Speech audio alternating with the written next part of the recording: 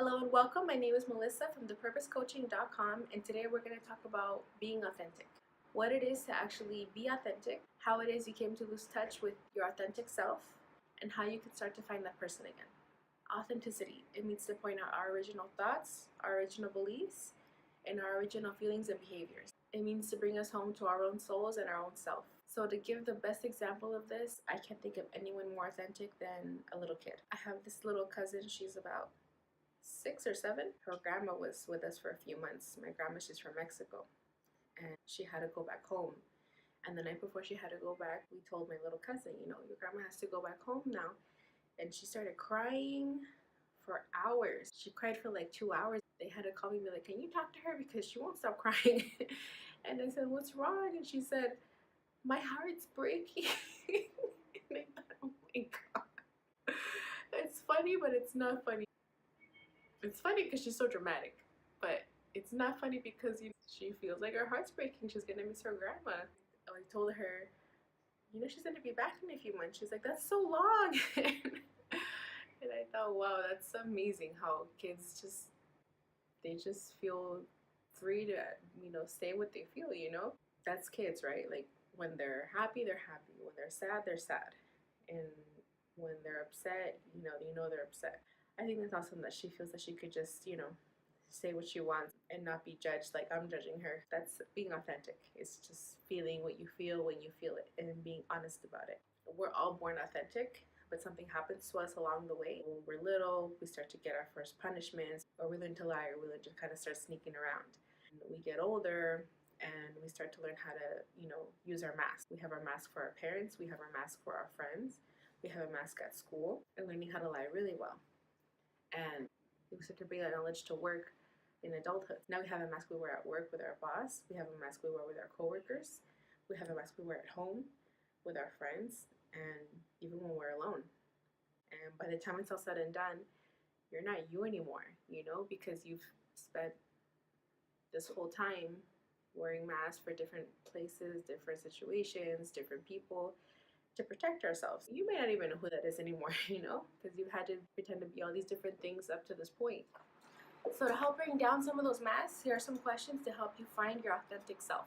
When you were little, what did you want to be when you grew up? We all had a dream when we were little kids.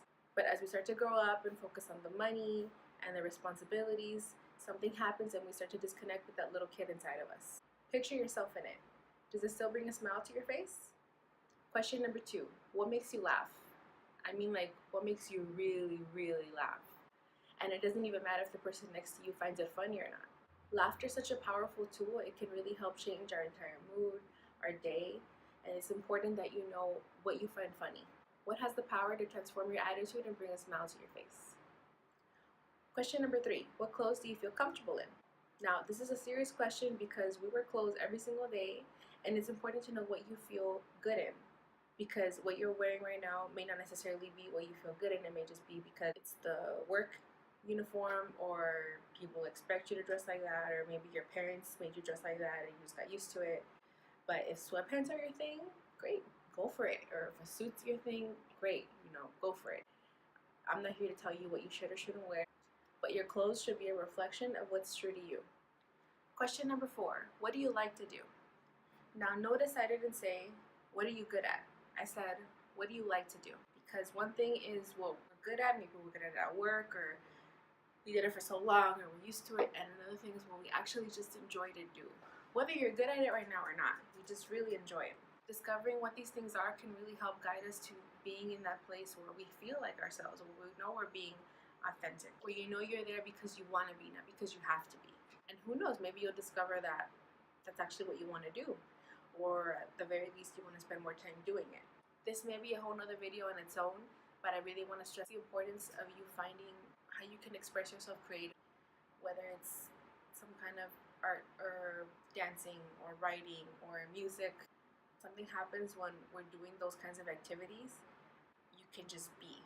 I don't know if that makes sense or not, if I'm explaining it. Again, this may be a whole other video, but you can just be yourself because you're not thinking, you're doing.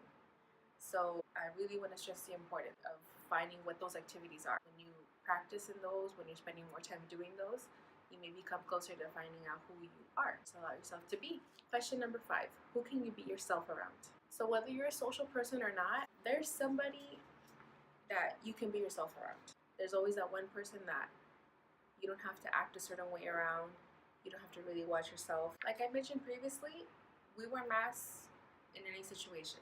We're one way with our family, we're one way at work, we're another way with our friends, and we're another way when we're by ourselves. And it's really important that you figure out who it is you wear most masks with, who it is that you don't have to watch what you're saying, or who it is that you constantly have to watch what you're saying. You can't say certain things, or oh, I can't say that because maybe they're gonna get jealous or something, or I know I can't say that because they're gonna be really negative. It's so important because, like I mentioned many times on this channel, you are the average of who you spend the most time with. So if you're constantly around people that you cannot be yourself with, then you are always using a mask. You're never you. But if you're surrounding yourself with people that don't judge you, that support you, that's more time you're giving yourself to just be yourself and find out who that is. Thank you guys for watching. If you like what you heard, please hit the subscribe button, like this video, and comment below, what did you want to be when you were little? I wanted to be a dancer and an artist.